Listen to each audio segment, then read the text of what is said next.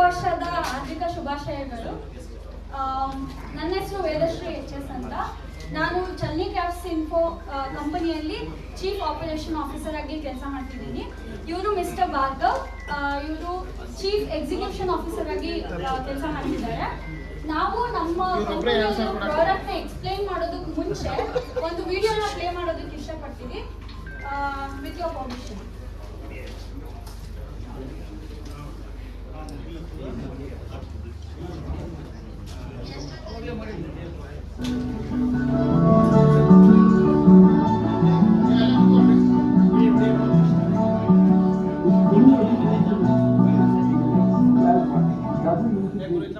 Into education system. Clear it out. They're out of date because then the information available to the student will be 1,000 times.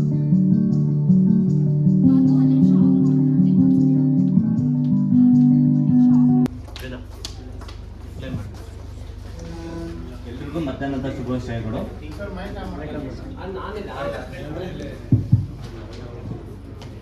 Like before ನಮ್ಮ ಪ್ರಾಡಕ್ಟ್ನ demo ಇವಾಗ ಕೇಳಿಸ್ತಿದ್ಯಲ್ಲ? Okay. Like before ನಮ್ಮ product ಬಗ್ಗೆ ಹೇಳೋಕ್ಕಿಂತ ಮುಂಚೆ like ಒಂದು video play ಮಾಡಿಸ್ತೀನಿ. ಇವಾಗಿನ generation ಅಲ್ಲಿ ಆರ್ಟಿಫಿಷಿಯಲ್ ಇಂಟೆಲಿಜೆನ್ಸ್ ಎಷ್ಟು ಮುಖ್ಯ ಅಂತ ಲೈಕ್ ನಾವು ಹೇಳ್ತಾ ಇಲ್ಲ, ಇಂಟರ್ನ್ಯಾಷನಲ್ ಇಂಟರ್ವ್ಯೂ ಅಲ್ಲಿ ಒಬ್ಬ ಟಾಪ್ ಕಂಪನಿ ರಿಸೋರ್ಸ್ ಪರ್ಸನ್ ಹೇಳ್ತಿದ್ದಾರೆ. ಏನ್ ಹೇಳ್ತಾರೆ ಅಂತ ಕೇಳ್ಕೊಂಡು ಆಮೇಲೆ ನಮ್ಮ ಪ್ರಾಡಕ್ಟ್ ಬಗ್ಗೆ So they're out of date because then the information available to the student will be 1,000 times more than the teacher. So that part of the education is clear. So that's one. And skilling teachers too. Skilling teachers, of course, they have to completely relearn, unlearn all that. ಆ ಇಂಟರ್ವ್ಯೂಲಿ ಏನ್ ಹೇಳ್ತಿದ್ದಾರೆ ಅಂದ್ರೆ like ಇವಾಗಿನ generation ಅಲ್ಲಿ students ಟೀಚರ್ಸ್ಗಿನ ಎಷ್ಟು full fast forward ಇದ್ದಾರೆ ಅಂತ ಹೇಳ್ತಿದ್ದಾರೆ. ಈಗ ಹೆಂಗಾಗ್ತಿದೆ ಅಂದ್ರೆ ಇವಾಗಿನ ಸಿಚುವೇಶನ್ ಅಲ್ಲಿ ಸ್ಟೂಡೆಂಟ್ಸ್ ಕೇಳೋ ಕ್ವಶನ್ಸ್ಗೆ ಟೀಚರ್ಸ್ ಆನ್ಸರ್ ಮಾಡಕ್ ಆಗ್ತಾ ಇಲ್ಲ. ಅಷ್ಟು ರಿಸರ್ಚಿಂಗ್ ಮೈಂಡ್ ಸೆಟ್ ಸ್ಟೂಡೆಂಟ್ಸ್ ಇದ್ದಾರೆ. ಏನಕ್ಕೆ ಅಷ್ಟು ರಿಸರ್ಚಿಂಗ್ ಮೈಂಡ್ ಸೆಟ್ ಇದ್ದಾರೆ ಅಂದ್ರೆ artificial intelligence. Like before like 10-15 ವರ್ಷಗಳ ಹಿಂದೆ ಸೋಷಿಯಲ್ ಮೀಡಿಯಾ ಹೆಂಗೆ ನಮ್ ಸೊಸೈಟಿಗೆ ಬಂತು, ಎಷ್ಟು ಬೂಮಿಂಗ್ ಆಯ್ತು. ಇವಾಗ ಅವರು 10 ವರ್ಷದಿಂದ ಯಾರು ಅಡಾಪ್ಟ್ ಮಾಡ್ಕೊಂಡು ಸೋಷಿಯಲ್ ಮೀಡಿಯಾ ಯೂಸ್ ಮಾಡ್ತಾರೆ, ಇವಾಗ ಎಷ್ಟು ದುಡ್ಡು ಮಾಡ್ತಿದ್ದಾರೆ, ಕೋಟಿಗಟ್ಟಲೆ. ಯಾವ ತರ ಅವ್ರದ್ದು ಬಿಸ್ನೆಸ್ ಆಗಿರ್ಬೋದು, ಬ್ರ್ಯಾಂಡಿಂಗ್ ಆಗಿರ್ಬೋದು, ಯಾವ ತರ ಪಬ್ಲಿಕ್ ರೀಚ್ ಔಟ್ ಮಾಡ್ತಿದ್ದಾರೆ. ಸೊ ಅದೇ ರೀತಿ ಇವಾಗಿನ ನೆಕ್ಸ್ಟ್ 10-15 ವರ್ಷ ಆರ್ಟಿಫಿಷಿಯಲ್ ಇಂಟೆಲಿಜೆನ್ಸ್ ಯಾವ ತರ ರೋಲ್ ಪ್ಲೇ ಮಾಡುತ್ತೆ, ಯಾವ ತರ ಸೊಸೈಟಿ ರೂಲ್ ಮಾಡುತ್ತೆ. ಇವಾಗ ಹೇಗಾಗಿದೆ ಅಂದ್ರೆ 10-15 ವರ್ಷ ಎಕ್ಸ್ಪೀರಿಯನ್ಸ್ ಇರೋರು ಸಹ ಸಾಫ್ಟ್ವೇರ್ ಕಂಪ್ನಿಯಲ್ಲಿ, IT ಕಂಪ್ನಿಯಲ್ಲಿ ಲೇ ಆಫ್ ಮಾಡ್ತಿದ್ದಾರೆ. ಏನಕ್ಕೆ ಅಂದ್ರೆ ಅವರು ಹೊಸ ಸ್ಕಿಲ್ ನ ಅಪ್ಡೇಟ್ ಮಾಡ್ಕೊಂತ ಇಲ್ಲ. 15 ವರ್ಷ ಎಕ್ಸ್ಪೀರಿಯನ್ಸ್ ಇದ್ರು ಲೇ ಆಫ್ ಮಾಡಿ ಮನೆ ಕಳಿಸ್ತಿದ್ದಾರೆ. ಸೊ ಅದರಿಂದ ನಾವು ಸ್ಕಿಲ್ ಅಪ್ ಗೆ ಮತ್ತೆ ಸ್ಟೂಡೆಂಟ್ಸ್ ಗೆ ಯಾವಾಗ LKG ಇಂದ ಯೂನಿವರ್ಸಿಟಿ ಲೆವೆಲ್ ತನಕ ಯಾವ ತರ ಆರ್ಟಿಫಿಷಿಯಲ್ ಇಂಟೆಲಿಜೆನ್ಸ್ ಜೊತೆ ಕಾಂಪೀಟ್ ಮಾಡ್ಬೇಕು, ಯಾವ ತರ ಡೈಲಿ ಬೇಸಿಸ್ ಅಲ್ಲಿ ಯೂಸ್ ಮಾಡ್ಬೇಕು, ಟೀಚರ್ಸ್ ಯಾವ ತರ ಯೂಸ್ ಮಾಡ್ಬೇಕು, ಸ್ಟೂಡೆಂಟ್ಸ್ ಯಾವ ತರ ಯೂಸ್ ಮಾಡ್ಬೇಕು, ಪೇರೆಂಟ್ಸ್ ಯಾವ ರೀತಿ ಸಪೋರ್ಟ್ ಮಾಡ್ಬೇಕು, ಪ್ರತಿಯೊಂದು ನಮ್ಮ ERP ಅಲ್ಲಿ ಯಾವ ತರ ಇಂಟಿಗ್ರೇಟ್ ಮಾಡಿದೀವಿ ಆರ್ಟಿಫಿಷಿಯಲ್ ಇಂಟೆಲಿಜೆನ್ಸ್. ಲೈಕ್ ERP ಅಂತ ಬಂದ್ರೆ ಒನ್ ಸ್ಟಾಪ್ ಸೊಲ್ಯೂಷನ್ ಆಗಿರ್ಬೇಕು. ಮತ್ತೆ ಒಂದು ERP ಬೈ ಮಾಡಿದ್ರೆ ಬೇರೆ ERP ಗಳನ್ನ ಲೈಕ್ 2-3 ERP ಯೂಸ್ ಮಾಡೋದ್ರಿಂದ ಸುಮ್ಮನೆ ಲಾಸ್ ಆಗುತ್ತೆ ಸ್ಕೂಲ್ಸ್ ಕಾಲೇಜಸ್ಗೆ. ಸೊ ನಮ್ಮ ಫ್ಯೂಚರ್ಗಳನ್ನ ಲೈಕ್ ಇವತ್ತು ಲಾಂಚಿಂಗ್ ಮಾಡ್ತಾ ಇದೀವಿ. This is the first time we are launching and we are doing marketing here. Like ಈ ERP ಬಗ್ಗೆ ಒಂದು ಸ್ಮಾಲ್ ವಿಡಿಯೋ ಮಾಡಿದೀವಿ, ಅದನ್ನ ಲೋಕೇಶ್ ಸರ್ ಲಾಂಚ್ ಮಾಡ್ಬೇಕು ಅಂತ ನಾನು ಕೇಳ್ಕೊಂತೀನಿ. ಯಾಕೆಂದ್ರೆ 2 months back like before 1 year ಇದೇ ಇವೆಂಟ್ ಅಲ್ಲಿ ವೆಬ್ಸೈಟ್ ಬಗ್ಗೆ ಒಂದು ಸ್ಪೀಚ್ ಮಾಡಿದ್ದೆ. ವೆಬ್ಸೈಟ್ ಪರ್ಟಿಕ್ಯುಲರ್ ಸ್ಕೂಲ್ ವೈಸ್ ಬಿಡ್ ಮಾಡ್ತಿದ್ವಿ. ಸೊ ಇವಾಗ ಲೆವೆಲ್ ಅಪ್ ಆಗಿದೀವಿ. 1 ERP 1 product, entire schools, colleges, university, entire education department, engineering college, medical college, schools, agri college, like ಎಲ್ಲದಕ್ಕೂ ಒನ್ ಸ್ಟಾಪ್ ಸೊಲ್ಯೂಷನ್ ಆಗಿ ಬಿಡ್ ಮಾಡಿದೀವಿ. ನಾವು ಸರ್ಗೆ ಲಾಂಚ್ ಮಾಡೋದಕ್ಕೆ ಕೇಳ್ಕೊಂತ ಇದ್ದೀನಿ.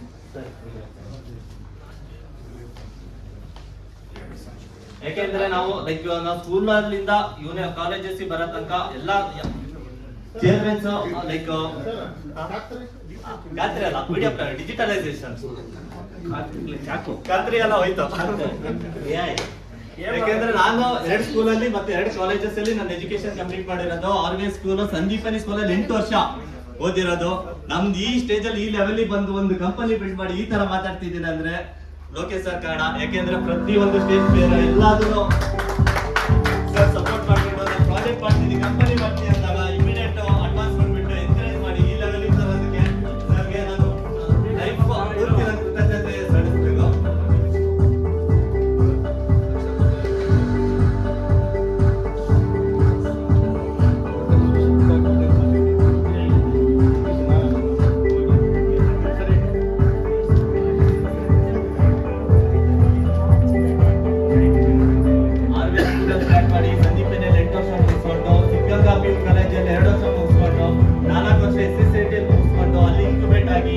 ಅಲ್ಲಿಂದ ಎಲ್ಲ ಯೂನಿವರ್ಸಿಟಿ ಸಪೋರ್ಟ್ ತಗೊಂಡು ಪರಮೇಶ್ವರ್ ಸರ್ ಮೀಟ್ ಮಾಡಿ ಅವರು ಎನ್ಕರೇಜ್ ಮಾಡಿ ಪ್ರಾಡಕ್ಟ್ ಡೆವಲಪ್ಮೆಂಟ್ಗೆ ಲೋಕೇಶ್ ಸರ್ ಎನ್ಕರೇಜ್ ಮಾಡಿ ಇವತ್ತು ಈ ಲೆವೆಲ್ ಅಲ್ಲಿ ಇದ್ದೀವಿ.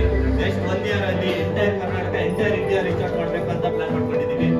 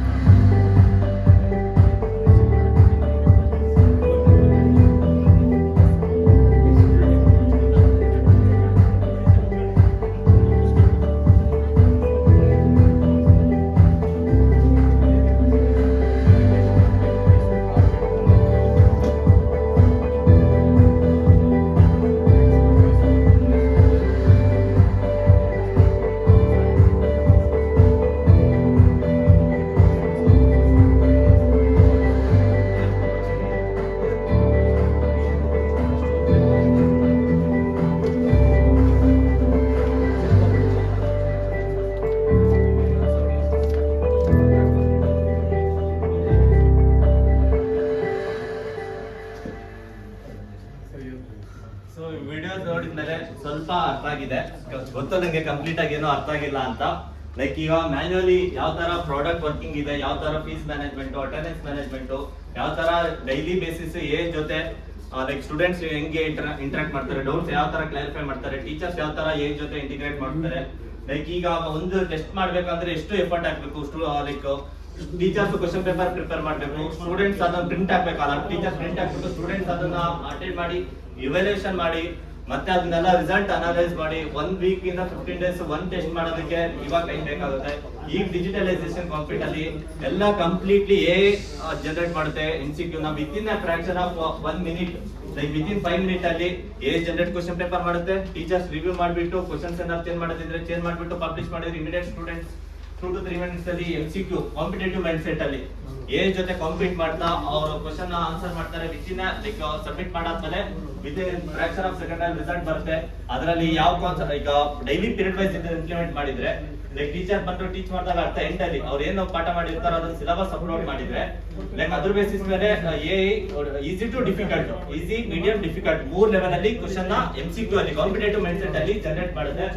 ಅದನ್ನ ಸ್ಟೂಡೆಂಟ್ಸ್ ರಿವ್ಯೂ ಮಾಡಿಬಿಟ್ಟು ಟೀಚರ್ಸ್ ರಿವ್ಯೂ ಮಾಡಿಬಿಟ್ಟು ಪಬ್ಲಿಷ್ ಮಾಡಿದ್ರೆ ಸ್ಟೂಡೆಂಟ್ಸ್ ಅದು MCQ 10 ರಿಂದ 15 ಕ್ವಶನ್ ಅಟೆಂಡ್ ಮಾಡಿದ್ರೆ ಇಮಿಡಿಯೇಟ್ ಆಗಿ ಗೊತ್ತಾಗುತ್ತೆ ಆ ಟೀಚರ್ಸ್ ಏನ್ ಪಾಠ ಮಾಡಿರ್ತಾರೋ ಸ್ಟೂಡೆಂಟ್ಸ್ ಅದ್ರಲ್ಲಿ ಯಾವ ಕಾನ್ಸೆಪ್ಟ್ ಚೆನ್ನಾಗಿ ಅರ್ಥ ಆಗಿದೆ, ಯಾವ ಕಾನ್ಸೆಪ್ಟ್ ಚೆನ್ನಾಗಿ ಅರ್ಥ ಆಗಿಲ್ಲ.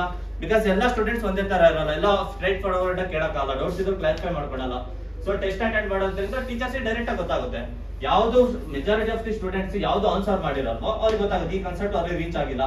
ಲೈಕ್ ನೆಕ್ಸ್ಟ್ ಪೀರಿಯಡ್ ಅಲ್ಲಿ ಅದನ್ನ ಟೀಚರ್ಸ್ ಮತ್ತೆ ಪ್ರಿಪೇರ್ ಆಗಿ ಬಂದ್ಬಿಟ್ಟು ಜೊತೆ ಇಂಟಿಗ್ರೇಟ್ ಮಾಡ್ಬಿಟ್ಟು ಮತ್ತೆ ಎಕ್ಸ್ಪ್ಲೇನ್ ಮಾಡಿದಾಗ ಮತ್ತೆ ಸ್ಟೂಡೆಂಟ್ಸ್ ಡೌಟ್ಸ್ ಎಲ್ಲ ಕ್ಲಾರಿಫೈ ಮಾಡ್ಬೋದು. ಯಾವ ಸ್ಟೂಡೆಂಟ್ಸ್ ಟಾಪ್ ಪರ್ಫಾರ್ಮ್ ಮಾಡ್ತಾರೆ, ಯಾವ ಸ್ಟೂಡೆಂಟ್ಸ್ ವೀಕ್ ಇದ್ದಾರೆ, ಕಂಪ್ಲೀಟ್ ಡೇಟಾ ಅನಾಲಿಸಿಸ್ ಬರುತ್ತೆ. ಆಮೇಲೆ ಸ್ಟೂಡೆಂಟ್ಸ್ ಯಾವ್ದ್ರಲ್ಲಿ ಜಾಸ್ತಿ ಇಂಟ್ರೆಸ್ಟ್ ಇದ್ದಾರೆ ಆಯ್ತಾರ ಓದೋದ್ರಲ್ಲ ಎಲ್ಲದನ್ನ ಪ್ರೆಡಿಕ್ಟ್ ಮಾಡ್ಬಿಡುತ್ತೆ. Machine learning, deep learning, top world technologies ನ ಕಾನ್ಸೆಪ್ಟ್ ಯೂಸ್ ಮಾಡ್ಬಿಟ್ಟು ಇಂಟಿಗ್ರೇಟ್ ಮಾಡಿದೀವಿ. ಮತ್ತೆ ಡೇಟಾ ಸೆಕ್ಯೂರಿಟಿ ಅಂತ ಬಂದ್ರೆ ಸೆಕ್ಯೂರಿಟಿ ಪ್ರೀವಿಯಸ್ ಆಗಿ ಕೇಳಿದೆ ಯಾವ ತರ ಸೆಕ್ಯೂರ್ ಇರುತ್ತೆ, student data, teachers data.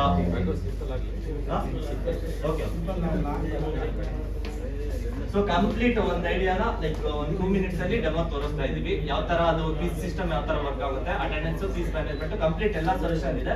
Like will demo in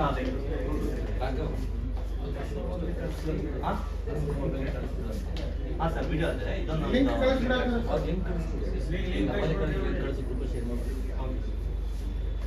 okay sir 1 second ಒಂದು ಭಾರ್ಗವ್ ಬೆಳಿತಾರ ಹುಡುಗ ಸಂಘದ ಪರವಾಗಿ ನಮ್ಮ ಎಲ್ಲರ ಪರವಾಗಿ ಅವರಿಗೆ ಅಭಿನಂದನೆ ಸಲ್ಲಿಸುತ್ತೆ, ಸಕ್ಸಸ್ ಆಗ್ಲಿ ಅಂತ.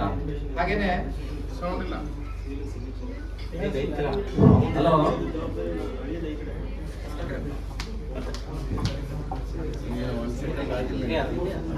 ಹಲೋ,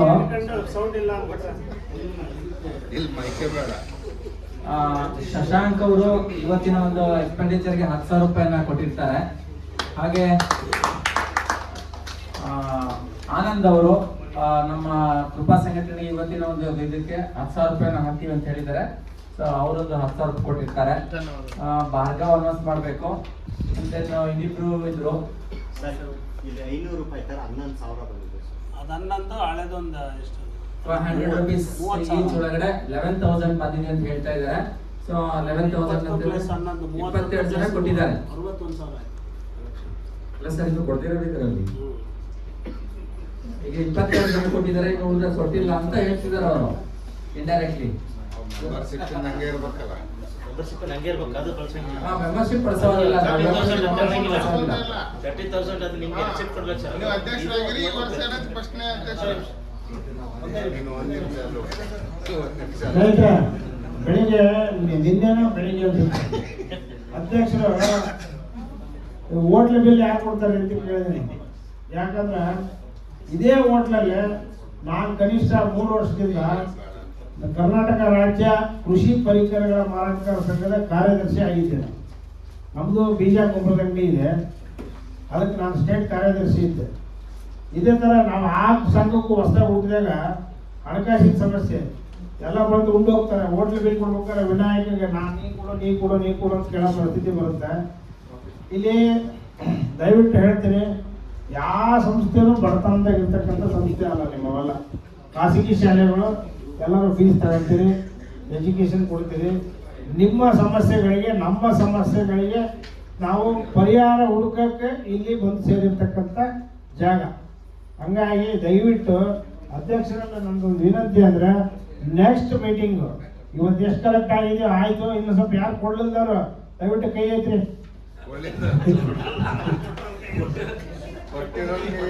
11,000 ಆಗೈತೆ ಅಂದ್ರೆ ಅಲ್ಲಿ ಎಷ್ಟಾಗೈತಿ? 22 ಜನ 60-70 ಅಂತ ಈಗ ಉಳಿದ್ರೆ ಎಲ್ಲವರು. ಹಾಗಾಗಿ ಕೈ ಕೊಡ್ಲಿಲ್ದವ್ರು ಕೈ ಐತ್ರಿ ಅಂತ ಹೇಳ್ತಾನೆ. ದಯವಿಟ್ಟು ಸ್ನೇಹಿತರೆ ಕೊಡಿ. ಯಾಕಂದ್ರೆ ಪ್ರತಿ ಸರಿ ಅಧ್ಯಕ್ಷರ ಕೈಯಿಂದ ಕೊಟ್ಕೊಂತ ಹೋದ್ರೆ ಮುಂದಿನ ಸರಿ ಈಗಲೇ ಅಲ್ಲಿ ಅವರು ಕೊಳ್ಳೋಕೆ ಬಿಟ್ಟು ಹೋಗಕ್ಕೆ ರೆಡಿ ಆಗಿತ್ತು. ನನಗೆ ಕೈ ಬಿಟ್ಬಿಡ್ರಪ್ಪ, ನೀವೆಲ್ಲ ನಿಮ್ಮ ಬಿಸ್ನೆಸ್ಗಳು ಮಾಡ್ಕೊಂಡು ಸ್ಕೂಲ್ಗಳ ಜೊತೆಗೆ ನಿಮ್ಮ ಪರ್ಸನಲ್ ಡೆವಲಪ್ ಮಾಡ್ತಾ ಇದ್ದೀರಿ. ನಾನು ಇದ್ರೆ ಕುತ್ಕೊಂಡು ನಾನು ಖುಷಿಯೋದ್ರ ಜೊತೆಗೆ ಸಂಘ ಬೆಳೆಸಿ ಅಂತ ನಾನು ಖುಷಿತಾ ಇದ್ದೀನಿ ವೈಯಕ್ತಿಕವಾಗಿ. ಅವನ ಮಾತು ಈಗೆಲ್ಲ ಅವರು 1.5 ತಿಂಗಳಿಂದ ಹೇಳ್ತಾರೆ. ಸ್ನೇಹಿತರೆ, ನಮ್ಮ ಭಂಡಾರಿ ಅವರು, ನಮ್ಮ ರಾಮಮೂರ್ತಿ ಅವರು, ಕೊಪ್ಪದವರು, ರಂಗಣ್ಣ ಎಲ್ಲ ಒತ್ತಡ ಹಾಕಿ, ಯಾಕಂದ್ರೆ ತಾಳಿಗಟ್ಟೆ ಲೋಕೇಶ್ವರಿಂದ ಹೋದ್ರು ಅಂದ್ರೆ ನಮ್ಮ ಸಂಘಟನೆ ಶೂನ್ಯ. ನಾವು ಭಾಳ ಆದ್ರೆ ಅಲ್ಲೇ ಪಕ್ಷದಿಂದ ಹೋಗ್ಬೇಕು, ಇಲ್ಲ 10,000 ರೂಪಾಯಿ ಕೊಟ್ಟು ಮಾತಾಡಪ್ಪ ಆಮೇಲೆ ನೋಡೋಣಂತೆ ನಾನು ಶಶಿಕುಮಾರ್ ಹತ್ರ ಹೋಗ್ಬೇಕು. ಪುಕ್ಷೇಟ ಯಾರು ಕರ್ನಾಟಕದ ಮಾತಾಡೋದು ತಾಳಿಗಟ್ಟೆ ಲೋಕೇಶ್ ಒಬ್ಬರೇ. ಹಂಗಾಗಿ ಇವತ್ತು ಯಾರು 40 ಜನ ದುಡ್ಡು ಕೊಟ್ಟಿಲ್ಲ. ದಯವಿಟ್ಟು ಈಗ ಯಾಕೆ ಹೇಳ್ತಾ ಇದ್ದೀನಿ ಅಂತಂದ್ರೆ, ನಿಮ್ಗೆ ಯಾರಿಗೂ ಸ್ಕೂಲ್ಯರಾಗಿ ದಯವಿಟ್ಟು ಇನ್ನು ಮೇಲೆ ಪ್ರತಿ ಮೀಟಿಂಗಿಗೆ ಯಾವಾಗಾರ ಮೀಟಿಂಗ್ ಕರೀಲಿ ಬೆಂಗಳೂರಲ್ಲಿ ಸಿಟ್ಟಿಂಗ್ ಚಾರ್ಜ್ ಅದು ಸಂಘಟನೆ ಖರ್ಚಾಗಂಗಿಲ್ಲ. ಅವ್ರ ಕೈಯಿಂದ ಕೊಡೋ ಅವಶ್ಯಕತೆ ಇಲ್ಲ, ನಮಗೇನು ಬರ್ತಾನೆ ಇಲ್ಲ, ನಮಗೆ ಅವ್ರ ಋಣ ಬೇಕಾಗಿಲ್ಲ. ಹಂಗಾಗಿ ಪ್ರತಿ ಮೀಟಿಂಗಿಗೆ 500 ರೂಪಾಯಿ ಚಾರ್ಜ್ನ ಮಾಡಲೇಬೇಕಂತ ಅಧ್ಯಕ್ಷರಲ್ಲಿ ನಾನು ಕೇಳ್ಕೊಂತೀನಿ. ಇದ್ರ ಮೇಲೆ ಇಂಥ ಪುಣ್ಯ ತುಂಬಿರ್ತಾರೆ, ಅದು ಸಂಘಟನೆಗೆ ಹೋಗ್ಲಿ, ಇಲ್ಲಿ ಖರ್ಚಿಗೆ ಬೇಡ. ಸರ್ 1 ಸೆಕೆಂಡ್ ದಯವಿಟ್ಟು ಯಾರು ಅಧ್ಯಕ್ಷ 1 ನಿಮಿಷ ಸುಮ್ಕರ ಮರೆಯ ನಿಮ್ಮದು ಹೇಳಕ್ಕೆ ತಡಿ 1 ನಿಮಿಷ.